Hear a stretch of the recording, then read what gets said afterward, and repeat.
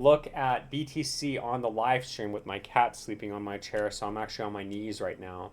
Anyway, we had a nasty sell off. A couple things to note on this is that we are extremely oversold on the daily. And one thing that a gentleman in the chat just mentioned is that on the weekly RSI, we are close to being extremely oversold. Now, I don't know if you guys watch the videos or if you guys keep up with them, but uh, as we've said, historically speaking, every single time that we do mark a every single time that the weekly RSI hits extremely oversold or oversold, it does mark a generational bottom. So we could go all the way back to January of 2015. Weekly RSI was extremely oversold, and price did retest it, but we started the bull run from there and we went to the moon.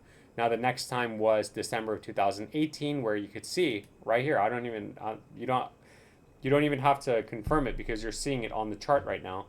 Extremely oversold RSI. We marked a bottom and we never came back down and retested it, even with the COVID drop.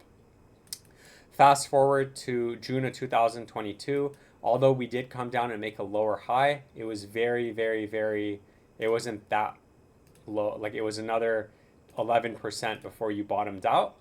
And you could argue that you were creating a bullish divergence here, making a higher low on the RSI and a lower low on the price.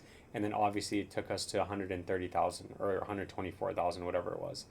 Now, fast forward, we are closing in on that. So although my buying target is 70,000, 0.002 BTC at 70,000, if I see the weekly RSI extremely oversold, no matter where I think the price is or where it's going, I will be buying more than 0.002 BTC.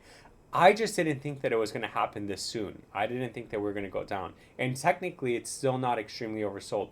We might get a bounce right now, and we might go and retest this area of resistance, making a lower high, resetting the RSI before we have that bigger capitulation, which is going to push the price even further down. But that's just a theory, so we'll have to talk about that in the future. Once we do see where the RSI ends up at with this sell-off, and once we get to 70,000 area of support, we have to monitor where everything is.